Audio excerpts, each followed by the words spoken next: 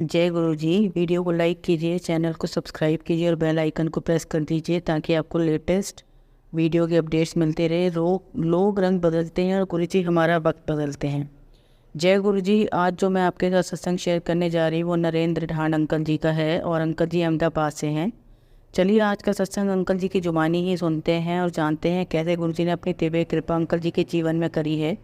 ये सारी चीज़ आज मैं आपके साथ इस सत्संग में साझा करूंगी, इसलिए सब सत्संग के अंत तक बने रहना और सत्संग को बहुत ध्यान से सुनना। हो सकता है सत्संग से आपके कई सवालों के जवाब आज आपको मिल जाएंगे। चलिए आज का सत्संग शुरू करें। जय गुरु जी।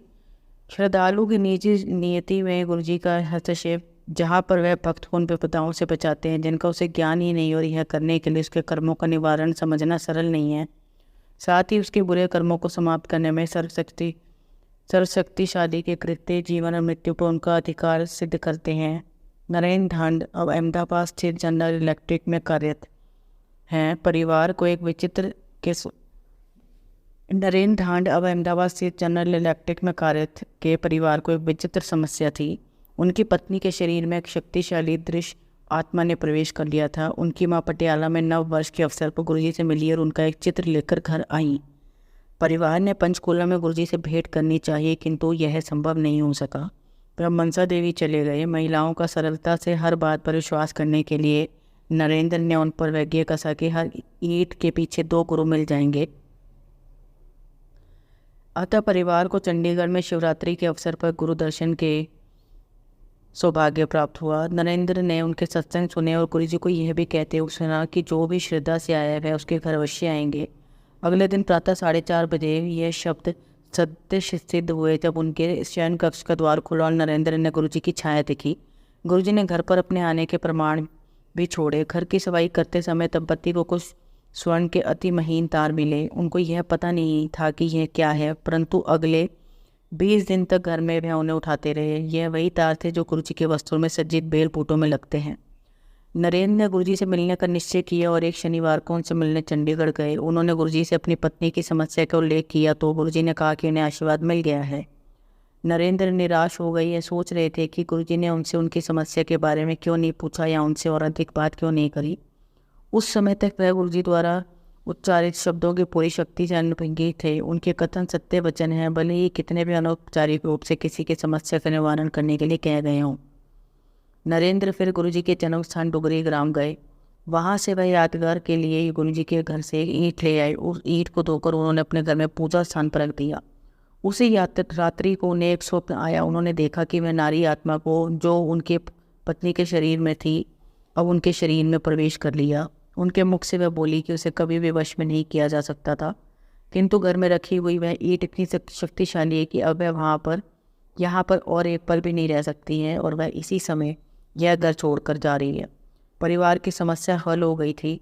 गुरुजी के घर से लाई हुई उस ईंट के कारण वह एक ईंट नरेंद्र के उस परिहास की हर ईंट के पीछे 2 गुरु मिल जाते हैं का मुंह तोड़ उत्तर भी था।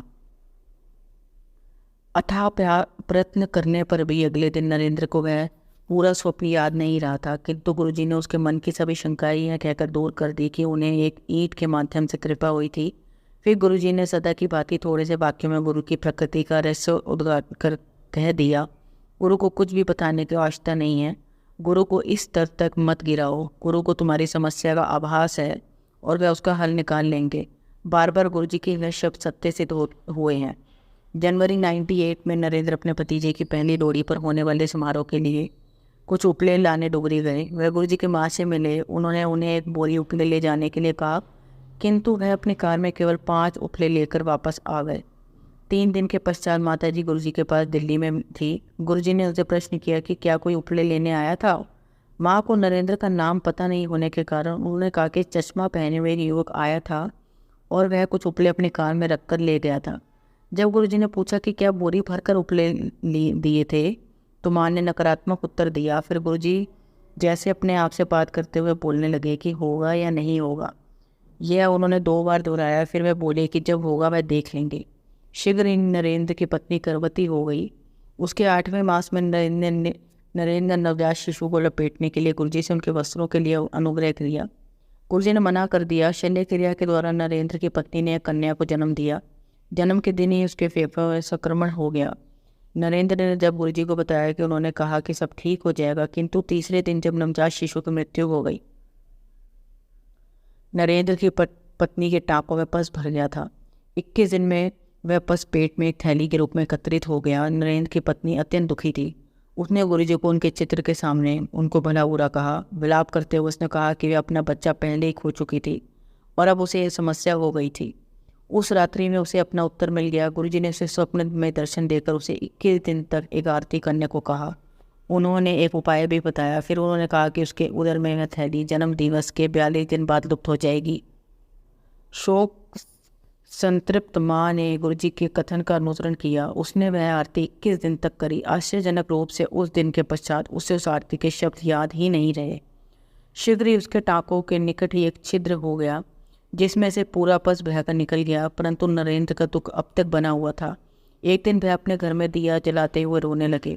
उस रात्रि गुरुजी ने नरेंद्र को स्वप्न में दर्शन दिए। वह उसे उस स्थान पर ले गए जहाँ नरेंद्र ने अपने नवजात शिशु को दफनाया था। उन्होंने उसे वहाँ खोदने के लिए कहा। फिर उन्होंने उस शिशु को अपने हाथ में रखने के लिए कहा, जो अचानक बहुत बड़ा प्रतीत हुआ। फिर गुरुजी ने दूसरे हाथ से उसके ऊपर जल छिड़का तो वह रो पड़ी। फिर उन्होंने नरेंद्र से 2 बार पूछा कि क्या उन्हें यह कन्या चाहिए।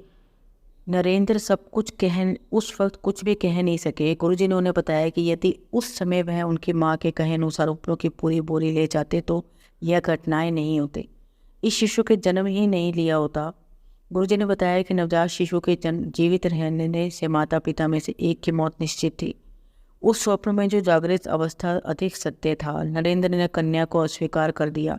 गुरुजी ने फिर उस कन्या को मोक्ष दिया। नरेंद्र ने उस कन्या के शरीर से एक प्रकाश किरण निकलकर गुरुजी के कमल चरणों में जाती हुई देखी। गुरुजी ने कहा कि उसे वह मुक्ति प्राप्त हुई है जो तपस्वी सहस्त्र वर्षों की तपस्या के बाद भी प्राप्त नहीं कर पाते। उस शमशान घाट में गुरु कृपा से एक आत्मा को मुक्ति प्राप्त हुई थी। अक्षय अत्यंत विलक्षण बालक था। 3 वर्ष की आयु तक उसके शरीर और मूत्र से गुरुजी की सुगंध आती थी। एक दिन उसके पिता नरेंद्र ने उसकी जन्म पत्री जोशी को दिखाई तो उन्होंने कहा कि उसकी आयु केवल 8 वर्ष तक ही है। दुखी माँ ने नरेंद्र को गुरुजी से प्रार्थना करने के लिए कहा।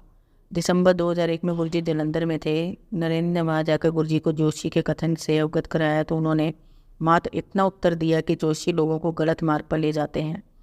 एक दिन पश्चात एक भक्त ने जालंधर में ही एक समारोह का आयोजन किया था। गुरुजी ने नरेंद्र को आने के लिए कहा तो उन्होंने चंडीगढ़ में एक अधिवेशन होने के कारण और अपनी असमर्थता व्यक्त करी। गुरुजी के अनुरोध पर नरेंद्र रात्रि 10 बजे चंडीगढ़ के जालंधर पहुंचे। गुरुजी उस समय प्रसाद वितरण कर रहे थे। उन्होंने नरेंद्र को भी प्रसाद दिया। फिर नरेंद्र ने लंगर किया और उसके उपरांत गुरुजी के साथ हॉल में बैठ गए। सतगुरु ने पुनः प्रसाद बांटना और नरेंद्र को देते हुए बोले कि उन्होंने उसके पुत्र की आयु वृद्धि कर दी है। नरेंद्र को गुरुजी का कथन याद है, केवल रब ही यह कर सकता है और वह उसके सामने है। जब अक्षय का पाठशाला जाने का समय आया तो उसके अभिभावकों ने 3 स्थान पर प्रवेश पत्र भरे। 2 में बहुत अधिक राशि दान के रूप में मांगी तो उसके बारे में सब सोचना ही बंद करना पड़ा। एक स्वप्न गुरुजी ने अक्षय की जेब में उनका चित्र रखने का निर्देश दिया और कहा कि ऐसे उसका प्रवेश हो जाएगा। तीसरे स्कूल में बच्चे के साक्षात्कार के दिन यद्यपि उसके माता पिता गुरुजी का चित्र लेकर भेजने को उत्सुक नहीं थे, उन्होंने उसकी जेब में एक चित्र रख दिया। उसके पिता चिंतित थे। 5000 में से केवल 250 चुने जाने थे, परंतु अक्षय का विश्वास अटल रहा। परिणाम आने पर वह चकित हो गए। प्रवेश सूची में उसका नाम 5वें स्थान पर था और उनको कोई अतिरिक्त पैसा भी नहीं देना पड़ा था। जनवरी 98 में 3 साधु नरेंद्र के घर आए। उनमें से एक भविष्यवाणी करने लगे और नरेंद्र की माँ को बताया कि उनके बड़े पुत्र की अब तक मृत्यु हो जानी चाहिए थी। यह सुनकर माँ ने नरेंद्र की पत्नी को बाहर बुलाया। संत ने कहा कि उसकी बड़ी हुई आयु उन महापुरुष के कारण है जिन पर वे आस्था रखते हैं। फिर उस घुमक्कड़ जोशी ने कहा कि नरेंद्र की मृत्यु 30 जनवरी को हो जाएगी। यदि उस संत को कपड़े दिए जाएं तो वह इस विपदा को दूर कर देंगे। नरेंद्र की पत्नी चिंतित हो गई। उसने नरेंद्र को गुरुजी के पास भेज दिया क्योंकि वह तिथि निकट ही थी। 30 जनवरी को नरेंद्र गुरुजी के साथ थे। उस रात को नरेंद्र की पत्नी ने स्वप्न में देखा कि गुरुजी और माँ काली एक साथ हैं और गुरुजी काली को दंपत्ति को आशीर्वाद देने को कह रहे हैं। माँ के हाथ में एक चांदी की छड़ है। उन्होंने दंपत्ति को अपने हाथ आगे करने को कहा। नरेंद्र के ऐसा करने पर माँ ने उनके हाथ पर छड़ से वार किया। नरेंद्र की पत्नी ने भयभीत होकर मना कर दिया और हाथ आगे नहीं बढ़ाया। गुरुजी ने कहा कि छड़ से उस वार से नरेंद्र के बुरे कर्म नष्ट हो गए थे। उन्होंने नरेंद्र की पत्नी को यह भी बताया कि वह दृश्य काल्पनिक न होकर वास्तविक है। उसी समय नरेंद्र की पत्नी जाग गई। उन्होंने देखा कि उनके पूजा स्थान में रखे हुए गुरुजी के चित्र में लाल कपड़े काले हो गए हैं। काली माँ के समान 5 मिनट के पश्चात कपड़े पुनः लाल हो गए।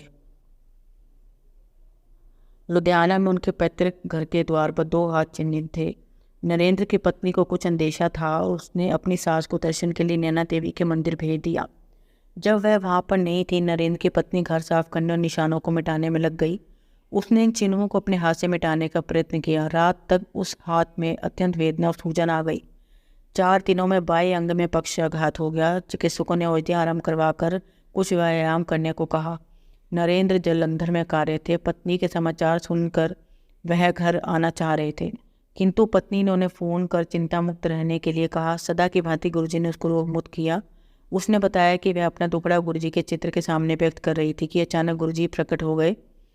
अपने इस प्रकार प्रकट होने के चंबे के शांत होने के बाद वह दंपत्ति के बिस्तर पे बैठ गए। उन्होंने बताया कि उन चिन्हों का अर्थ सास की निश्चित मृत्यु थी, जो उन्होंने मात्र हाथों के लकवे में परिवर्तित कर दिया था। गुरुजी ने अपने भक्त के हाथ मले और फिर उन्हें हिलाने को कहा। जब तक वह नहीं कर सकी तो उन्होंने प्रक्रिया दोहराई। इस बार वह हाथ को हिला सकी। लकवा लोप हो गया था। गुरुजी ने सलाह दी कि वह अपनी सास से उनके चित्र पर जल डलवाए। उस जल से उन चिन्हों पर छींटे मारे। छींटे मारते ही वह पूरे से लाल रंग के हो गए। गुरुजी बोले कि उन्हें आशीष मिला है। जून 2002 में गुरुजी की संगत के साथ नैनीताल जाने की योजना बन रही थी। नरेंद्र की पत्नी सोच रही थी कि गुरुजी उनको साथ चलने के लिए कहेंगे या नहीं। नरेंद्र ने कहा कि ना तो वह उनके पुराने अनुयायी हैं, ना ही धनवान हैं, तो गुरुजी ने उनके सब आने के लिए ना कहें। शीघ्र ही पता लगने वाला था कि उनका सोचना कितना गलत है। गुरुजी की संगत में कोई भेदभाव नहीं होता और उन जैसी तेजस्वी विभूति के समक्ष सब दीन हैं। वह दाता हैं और शेष सब कोई भी लौकिक प्रतिष्ठा होते हुए मात्र भिक्षु हैं। 2-3 दिन में ही गुरुजी ने नरेंद्र को दिल्ली बुलाया। दिल्ली पहुंचकर लंगर खाने के उपरांत गुरुजी ने उन्हें नैनीताल आने का निमंत्रण दिया। जब नरेंद्र घर वापस पहुंचे तो उन्होंने अपनी पत्नी से कहा कि गुरुजी ने केवल औपचारिकता के लिए उन्हें आमंत्रित किया होगा, पर जाने से 3 दिन पूर्व गुरुजी ने उन्हें बुलाया और साथ में उन्हें वस्त्र भी लाने के लिए कहा। गुरुजी ने नरेंद्र के समस्त भ्रम दूर कर दिए थे। नरेंद्र कहते हैं कि उनको अपने जीवन के बारे में सब ज्ञान है। आप क्या करते हैं और क्या सोचते हैं। नैनीताल में गुरुजी ने नरेंद्र को डिप्लोमा अथवा डिग्री पाठ्यक्रम करने के लिए कहा। नरेंद्र ने कहा कि 1 दशक के बाद यह सब करना अत्यंत कठिन होगा, परंतु गुरुजी ने उसे बलपूर्वक यह करने का आदेश दिया। नरेंद्र ने डिप्लोमा पाठ्यक्रम करना आरंभ किया, पर उसे पूरा करने की शंका के साथ। परीक्षाओं में नरेंद्र ने गुरुजी से सहायता मांगी। गुरु कृपा से उन्होंने यह 2 वर्ष में ही पूर्ण कर लिया और गुरुजी को समाचार देने गए। गुरुजी सोच रहे थे कि नरेंद्र उन्हें यह बताने का कष्ट क्यों कर रहा है। उन्होंने कहा कि परीक्षाएं तो उन्होंने ही लिखी थी और सफल रहे थे। गुरुजी की दया से नरेंद्र ने MBA कर लिया था। गुरुजी सबको अपना आश्रय प्रदान करते हैं। उन्हें भक्त के भूतकाल से कोई अभिप्राय नहीं है। उन्हें पावन पवित्र विचारों की भी कोई आवश्यकता नहीं है। ईमानदारी से किया हुआ स्वावलंबन अधिक लाभप्रद होगा। सद्गुरु सदाचारी और दुराचारी, अच्छे और बुरे, धनवान और निर्धन में कोई भेदभाव नहीं करते। उनके छत्र छाया में परिवार, मित्र, संबंधी आदि सब आकर उनकी कृपा के पात्र बनते हैं, पर सद्गुरु के साथ एकाकार होने के लिए स्वाभिमान को समाप्त कर उनको समर्पण करना अनिवार्य है। फिर गुरुजी अपने भक्त के जीवन पथ को ही सहज कर देते हैं। उसके बुरे कर्मों को जैसा उन्हें उचित लगे निष्फल कर देते हैं। नरेंद्र के भाई सुनील शिव के परम भक्त हैं और दोनों भाई अमरनाथ यात्रा एक साथ कर चुके हैं। 2005 के जून मास में सुनील फिर से अमरनाथ यात्रा पर गए थे। एक स्थान पर भूसंकलन हो रहा था और ऊपर पहाड़ों से बड़े बड़े पत्थर गिरते आ रहे थे। बस एक गहरी खाई के किनारे रुकी हुई थी। सुनील ने गुरुजी को याद किया, उनका चित्र निकाल कर उसके ऊपर जल डाला और जल को दिशा में छिड़क दिया जिधर से पत्थर गिर रहे थे। भूसंकलन बंद हो गया और सब यात्रियों को नवजीवन मिला। उसके पश्चात जब सुनील गुरुजी के दर्शन के लिए दिल्ली आए तो गुरुजी ने उन्हें दर्शन को यह नया अनुभव सुनाने को कहा। उनके जीवन की रक्षा करने के लिए गुरुजी ने अन्य अनेक यात्रियों को जीवन दान दिया था। यह पहला अवसर नहीं था जब गुरुजी ने सुनील को जीवन दान दिया था, पर 2000 में भी सुनील के अपेंडिक्स की शल्यक्रिया हुई थी, पर उसके पश्चात सुनील को मूत्र नहीं आ रहा था, वह गंभीर था। इससे संबंधित उदर शूल उनसे सहा नहीं जा रहा था। चिकित्सकों के अनुसार उनकी इस कठिनाई का मूल उनकी मानसिकता थी और उन्होंने वेलियम गोलियां खाने को कहा, किंतु स्थिति में कुछ सुधार नहीं हुआ। जब सुनील चंडीगढ़ में गुरुजी के पास गए तो उन्होंने 17 गिलास चाय पिलाई और 2 लंगर कराए। जैसे ही सुनील जाने को तत्पर हुए, गुरुजी ने 1 कप चाय और पीने को कहा। सुनील पहले इतना तरल लेने के पश्चात और लेने की स्थिति में नहीं थे, अतः गुरुजी ने वह चाय अपने सामने ही पीने के लिए कहा। वह बोले कि अब सब ठीक हो जाएगा। बाहर आते ही सुनील ने मूत्र किया कोई 10 मिनट तक। उस दिन से उन्हें वह समस्या पुनः नहीं हुई। गुरुजी द्वारा अभिमंत्रित चाय ने वह किया जब चिकित्सकों की औषधियाँ नहीं कर पाई थी। 97 में एक संबंधी की बेटी मधु अस्वस्थ हो गई थी। उसे कुछ स्नायु संबंधी समस्या थी और उसके उदर का पक्षघात हो गया था। वह गुरुजी की अनुयायी थी। चिकित्सा के लिए जाने से पूर्व उसने गुरुजी के दर्शन करने चाहे। उसे चंडीगढ़ लाया गया और बाहर एक खिड़की के पास बिठाया गया जहाँ से वह गुरुजी को देख सके। मधु ने रोते हुए प्रसाद के लिए प्रार्थना करी। गुरुजी ने उसकी आस्था की परीक्षा लेने के लिए उसको सबसे अंत में प्रसाद दिया। उन्होंने उसको पटियाला के राजेंद्र चिकित्सालय में प्रवेश करने को कहा। 2 सप्ताह वहाँ रहकर उसने स्वास्थ्य में सुधार हुआ। चिकित्सालय से निकलकर वह पुनः गुरुजी के दर्शन के लिए आई। उसके शरीर में एक बोतल लगी हुई थी जो गुरुजी ने निकलवा दी। चिकित्सक आश्चर्यचकित थे। उनके अन्य रोगियों को कोई लाभ नहीं हुआ था, किंतु वह 3 सप्ताह के उपचार के पश्चात स्वस्थ हो गई थी। सदगुरु के दर्शन ने पुनः दिव्य चिकित्सा का कार्य किया था। गुरुजी की महिमा एक अन्य संबंधी पर भी हुई। जब गुरुजी चंडीगढ़ में रहते थे, लंगर मलेरकोटला से आता था। कुछ परिवारों को लंगर बनाने का कार्य दिया गया था। नरेंद्र की माँ में गुरुजी के पास कुछ चपातियाँ बनाकर भेजना चाहती थी। इस मनोरथ को व्यक्त करने के अगले दिन ही वह भिखारी उनके घर आया और उसने भोजन मांगा, किंतु उन्होंने मना कर दिया। भिखारी ने कहा कि पिछली रात को तो वह लंगर की बात कर रही थी, पर अब चाय भी नहीं दे सकती है। उनको इसका तात्पर्य फिर भी समझ नहीं आया, पर वह उसके लिए चाय और 2 लड्डू ले आए। भिखारी ने उनसे कुछ भी मांगने के लिए कहा। उसने इस कथन को भी समझ पाने में असमर्थ। वह बोली कि उनके पास गुरुजी का दिया हुआ सब कुछ है। भिखारी ने तुरंत कल्याण होगा कहा। मामी जी भिखारी को शांति से खाना देने के बाद छोड़कर घर के अंदर चली गई। थोड़ी देर बाद उन्होंने देखा कि वह भिखारी चला गया था और गिलास वहीं पर रखा हुआ था। भिखारी के अचानक अदृश्य होने से सामान्यतः वह पैसे मांगे बिना नहीं जाते हैं। उनको आभास हुआ कि गुरुजी ही उस वेश में आए होंगे। जनवरी 2004 में गुरुजी के पिताजी की अवस्था बिगड़ गई और नरेंद्र को उनकी देखभाल करने के लिए उनके पास भेजा गया। उन्हें मलेरकोटला के सार्वजनिक चिकित्सालय में दिखाया गया। उनके चिकित्सक डॉक्टर गुरविंदर को गुरुजी के विषय में बताया गया, पर उन्होंने इसमें कोई रुचि प्रकट नहीं करी। गुरुजी ने नरेंद्र को डॉक्टर गुरविंदर के साथ 1 घंटे का सत्संग करने के लिए कहा, पर चिकित्सक ने मना कर दिया। गुरुजी ने फिर नरेंद्र को चिकित्सक के से समय नियुक्त कर मिलने के लिए बोला। नरेंद्र की बातें सुनकर भी चिकित्सक ने अलौकिक पर विश्वास करने से बिल्कुल मना कर दिया और कहा कि सबका उत्तर विज्ञान के द्वारा दिया जा सकता है। फिर भी गुरुजी चिकित्सक को अपने मार्ग पर लाने को दृढ़ संकल्प थे। उन्होंने नरेंद्र को चिकित्सक को दिल्ली आने का निमंत्रण देने के लिए कहा। डॉक्टर गुरविंदर ने मना कर दिया, पर जैसे विधि की इच्छा उन्हें दिल्ली में आयोजित एक समारोह के लिए आना पड़ा। डॉक्टर गुरविंदर 2 दिन गुरुजी की संगत में आए। अगले दिन जब गुरुजी ने उन्हें वापस भेजा तो उन्होंने कहा कि वह मलेरकोटला 5 घंटे में पहुंच जाएंगे। यद्यपि दिल्ली से वहाँ तक 7-8 घंटे का मार्ग है। गुरुजी के कथन अनुसार जब यात्रा में 5 घंटे ही लगे तो उनको बहुत अचंभा हुआ। दिल्ली में गुरुजी ने नरेंद्र को चिकित्सक से संपर्क स्थापित कर उनसे उनकी बेटी की कुशल क्षेम पूछने को कहा। जब नरेंद्र ने गुरुजी से कारण पूछा तो उन्होंने बताया कि मानसिक रोग से पीड़ित है। नरेंद्र ने गुरुजी की इच्छा का अनुसरण किया। चिकित्सक ने पूछा कि मैं उनकी बेटी के बारे में जानने को क्यों उत्सुक है। नरेंद्र ने जब गुरुजी की बात बताई तो चिकित्सक ने माना कि दिल्ली में गुरुजी की संगत से आने के पश्चात उसमें 85% सुधार है। यद्यपि चिकित्सक अलौकिक में विश्वास नहीं करते, फिर भी उनकी बेटी स्वस्थ होने के मार्ग पर थी। अगले सप्ताह वह फिर गुरुजी के दर्शन के लिए दिल्ली आए। शीघ्र ही उनकी बेटी पूर्ण रूप से स्वस्थ हो गई। नरेंद्र को गुरुजी से मिलने के पश्चात कुछ अभूतपूर्व आध्यात्मिक अनुभव भी हुए हैं। उनमें उन्हें न केवल गुरुजी का अलौकिक रूप के दर्शन हुए, उनकी धार्मिक प्रवृत्तियों में भी परिवर्तन हुआ है। स्पष्ट है कि ऐसे अनुभव करवा कर सदगुरु अपने भक्त को आध्यात्म रत्न देकर उसे सही राह पर लाने की चेष्टा करते हैं।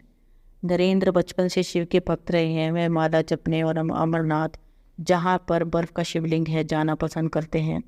गुरुजी से मिलने के पश्चात वह अपने भाई सुनील के साथ पुनः उस पवित्र स्थान पर गए। जब वह दोनों गुफा के अंदर जाने के लिए पंक्ति में खड़े हुए थे, नरेंद्र को दिव्य सपना आने लगा। गुरुजी की संगत का पूरा दृश्य उसकी आंखों के सामने होता हुआ गुजर गया। चाय प्रसाद आए हुए भक्तों में बांटा जाता। हॉल में गूंजती हुई शब्द कीर्तन की मधुर वाणी और पेट भरकर लंगर, भक्तों द्वारा सुनाए हुए सत्संग जिनमें वह अपने निजी जीवन में हुए चमत्कार का वर्णन करते। देर शाम को पंजाबी गानों, पुराने संगीत या गज़लों से वातावरण भर जाता। यह सब याद करते हुए नरेंद्र के मन में प्रश्न उठ खड़ा हुआ कि गुरुजी कौन है। उसके मन में यह प्रश्न आने की देर थी कि शिवलिंग से उसके ऊपर की दिशा में किरणें निकली और वह उसके ऊपर 1 फुट के वृत्त में फैल गई। उसमें नरेंद्र के को शिव के दर्शन हुए, जिन्होंने गुरु जी की छवि बना ली और पुनः शिव की आकृति में आ गए। नरेंद्र के कान में एक ध्वनि गूंजी, मैं शिव हूँ, मैं सब कुछ हूँ। पूरी गुफा में गुरु जी की गूंज फैल गई, जिसका आनंद नरेंद्र के छोटे भाई सुनील ने भी उठाया। उसी दिन उनके लुधियाना वाले घर में उनकी पत्नी को एक स्वप्न आया। उसने गुरु जी को हाथ में त्रिशूल लिए नंदी पर बैठे हुए देखा। केवल 3 माह तक गुरु जी के पास जाने के पश्चात सर्वकर्ता गुरु जी ने भक्त को अपने वास्तविक रूप से परिचित करा दिया था। गुरु जी ने एक अन्य अवसर पर अपना परिचय दिया। नरेंद्र परिवार सहित समराला के निकट शिवलिंग के दर्शन करने गए थे। नरेंद्र की पत्नी ने उन्हें सोमवार को वहाँ दूध आदि अन्य सामग्री ले जाकर वहाँ पूजा करने के लिए कहा। नरेंद्र ने मना करते हुए कहा कि गुरु जी ही शिव और शिवलिंग हैं। उसी रात को उसकी पत्नी ने एक स्वप्न देखा। वह एम्पायर स्टेट में गुरु जी के सम्मुख बैठी हैं। उसने गुरु जी को एक पत्र दिया। वह एकदम उठे और अंदर चले गए और अपना एक चित्र लेकर आए। वह चित्र अति सुंदर था, किंतु उस पर से गुरु जी एकदम लुप्त हो गए और उस पर उनकी आकृति दृष्टिगोचर हुई। फिर उसमें से एक शिवलिंग निकला। उसने गुरु जी के इस बारे में प्रश्न किया तो गुरु जी ने चित्र को पुनः देखने को कहा। उसने देखा कि शिवलिंग में गुरु जी विराजमान है। उसे अभी भी अस्पष्ट था। अतः जब उसने गुरु जी से पुनः प्रश्न किया तो वह बोली कि उनके पास आने के बाद उसे कहीं जाने की आवश्यकता नहीं है। गुरु जी ने उसे बताया कि उसके समक्ष आने के पश्चात अन्यथा कहीं नहीं जाना चाहिए, क्योंकि वह ही रब है। एक बार गुरु जी लेट कर पाठ कर रहे थे और सब भक्त उनको घेर कर उनकी सेवा में लग्न थे। एक भक्त जो उनके कमल चरण बहुत देर से दबा रहा था, थक गया था। उसने अपना कार्य नरेंद्र को सौंप दिया। नरेंद्र प्रसन्न होकर गुरु जी के पैर दबाने लगे। उन्होंने गुरु जी के पैरों को हाथ ही लगाया था कि उन्हें अपना परिचय देने के लिए कहा गया। उन्होंने अपना नाम बताया तो गुरु जी ने जोर लगाकर पैर दबाने को कहा। थोड़ी देर बाद उन्होंने अपने तलवार जोर से दबाने के लिए कहा, क्योंकि उसमें अत्यधिक पीड़ा हो रही थी। 10 मिनट के पश्चात सदगुरु ने पुनः नरेंद्र को अपनी पूरी शक्ति लगाकर तलवे दबाने को कहा। उन्होंने वैसा ही किया। गुरु जी के पैर के अंगूठे से अमृत प्रवाह होने लगा। जैसे गाय दूध देती है, गुरु जी के पैर के आसपास 1 फुट तक का क्षेत्र उसमें गीला हो गया। गुरु जी ने नरेंद्र को कहा कि अब देखो गुरु कौन है। उनका पूर्ण शरीर अमृत से भरा हुआ था। इसी प्रकार जब नरेंद्र ने गुरु जी को उनका वास्तविक रूप दिखाने के लिए विनती करी तो उन्होंने नम्रतापूर्वक मना कर दिया। उन्होंने उसे समझाया कि वे 14,000 वाट के तार के समान है और उनके पास 0 वाट के बल्ब। वह बोले कि अगर उन्हें छुआ गया तो छूने वाला नष्ट हो जाएगा। वह शिव हैं। उसके हृदय की धड़कन रुक जाएगी। समय आने पर वह उन्हें दर्शन करने की क्षमता देंगे। यदा कदा गुरु जी भक्त के निजी धार्मिक व्यवहार पर अपनी राय व्यक्त कर देते थे, पर ऐसे अवसर बहुत ही कम होते थे। माला को कुछ भी बताने को मना करते थे, क्योंकि ऐसा मनुष्य स्वाभिमानी हो जाता है। परंतु नरेंद्र इस प्रथा को अपने बचपन से करते आ रहे थे। एक दिन जब वह अपने घर के पूजा कक्ष में पूजा कर रहे थे, वह समाधि में चले गए और बड़े मंदिर पहुंच गए। वहां पर वह हॉल में बैठे हुए थे और माला उनके सामने रखी हुई थी। गुरु जी अपने आसन पर आसीन थे और शिव मूर्ति के स्थान पर स्वयं शिव मानव रूप ग्रहण कर विराजमान थे। शिव के हाथ से एक किरण निकलकर उनकी माला पर पड़ी। उसी प्रकार से एक किरण गुरु जी के हाथ से माला पर आई। जैसे ही दोनों किरणें माला पर पड़ी, वह टूट गई। उसी क्षण नरेंद्र की चेतना टूटी और उन्होंने देखा कि उनकी माला वास्तव में टूटी हुई थी। उस दिन से नरेंद्र ने माला को कुछ भी बताना बंद कर दिया था। वह अब गुरु जी के कथन पर विश्वास करते हैं कि प्रार्थना कभी भी करी जा सकती है। प्रभु को याद करने के लिए ना कोई माला, ना कोई उपयुक्त समय चाहिए। ईश्वर को खाते पीते, घूमते, भोजन बनाते हुए, लेटे हुए या कोई भी कार्य करते हुए कभी भी याद कर सकते हैं और उनको धन्यवाद दे सकते हैं। यथार्थ में समाधि की सफलता भक्त और ईश्वर के संबंध का प्रत्यक्ष प्रमाण है।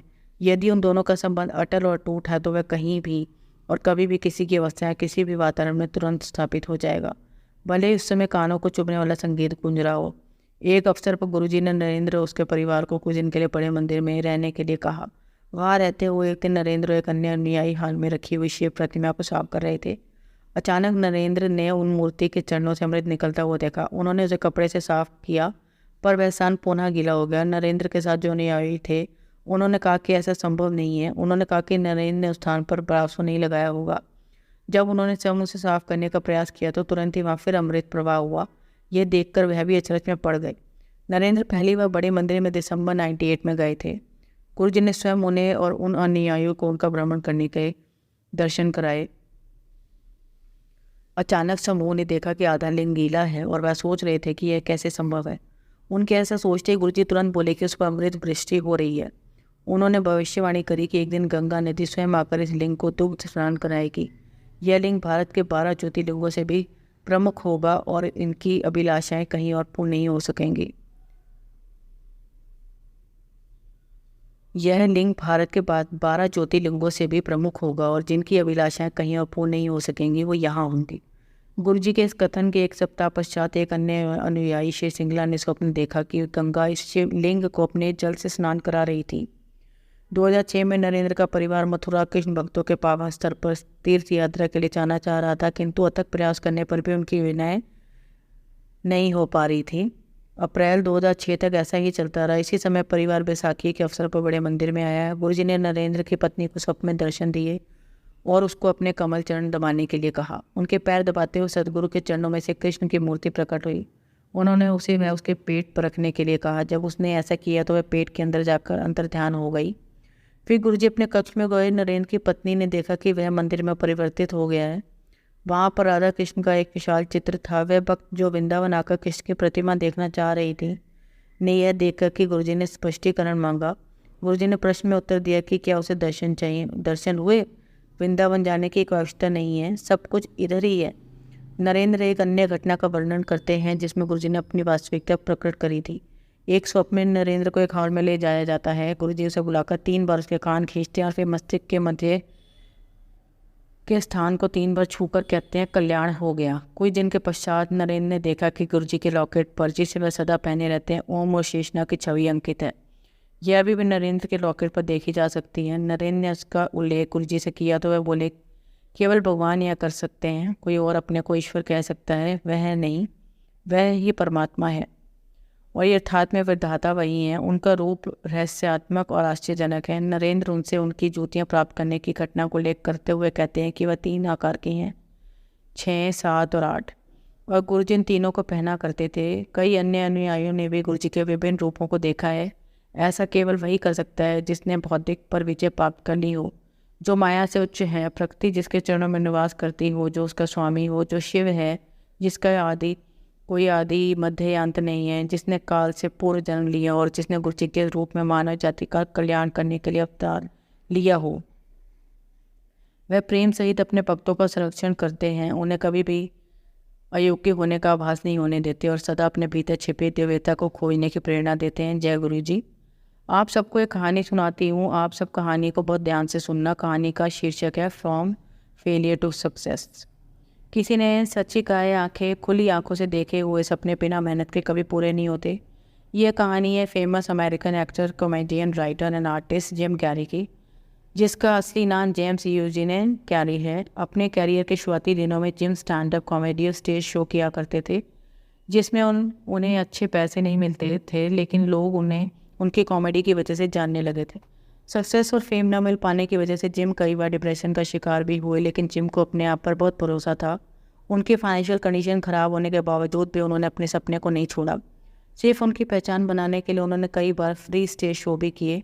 स्टैंड अप कॉमेडी के बाद उन्हें टीवी शो ऑफर होने लगे, जिनके चलते जिम ने अपनी पहचान बना ली। जिम के कॉमेडी स्टाइल को देखते हुए उन रॉडनी डैंजरफील्ड ने बड़े कॉमेडी शोज़ के लिए साइन किया और फिर यहीं से उनका फिल्मी करियर भी शुरू हुआ। जिम कहते हैं कि अपने स्ट्रगलिंग करियर के दौरान उन्होंने अपने नाम पर $10 मिलियन का एक चेक साइन किया, जिस पर उन्होंने 3 साल बाद की डेट डाली और उसके बाद उन्होंने अपने काम में कड़ी मेहनत करी और आने वाले 3 साल में उन्होंने $10 मिलियन कमा लिए। 94 में उन्होंने एस वेचुरा, the Mask, Dumb and Dumber जैसे फिल्मों में मेन कैरेक्टर का रोल प्ले किया। उनकी इन फिल्मों में बॉक्स ऑफिस में अच्छी कमाई की, जिसकी वजह से जिम एक बड़े सुपरस्टार बन गए और आज के समय में जिम कैरी हॉलीवुड के one of the highest paying stars में से एक हैं और उनकी नेट वर्थ लगभग 180 स्विस मिलियंस की है। सीख जो हमें जिम कैरी की सफलता की कहानी से मिलती है वो ये है कि जिम कैरी की कहानी हमें ये बताना और सिखाना चाहती है कि अगर हमें खुद पर और अपने टैलेंट पर भरोसा हो तो कामयाबी एक न एक दिन ज़रूर मिलती है। हम सभी के अंदर एक काबिलियत होती है कि हम अपने सपनों को पूरा कर सकते हैं। स्टार्टिंग में प्रॉब्लम हर किसी की लाइफ में आती है, लेकिन अगर खुद पर भरोसा हो तो हम किसी भी प्रॉब्लम से निकल सकते हैं। सक्सेस मिलने में टाइम लगता है, हर चीज़ अपने आप हमारे पास नहीं आती। जिम कैरी को अपने आप पर भरोसा था, जिसके चलते उन्होंने खुद के लिए एक ऐसा चेक साइन किया जो उस वक्त उनकी सोच में काफ़ी बड़ा था, लेकिन उन्हें खुद पर विश्वास था कि वो उस अमाउंट को पा सकते हैं अपने आप पर भरोसा रखें, मेहनत करें और जो आप चाहते हैं एक दिन आपको ज़रूर मिलेगा। आपका टैलेंट और आपकी मेहनत आपको कामयाब ज़रूर बनाएगी। जय गुरु जी।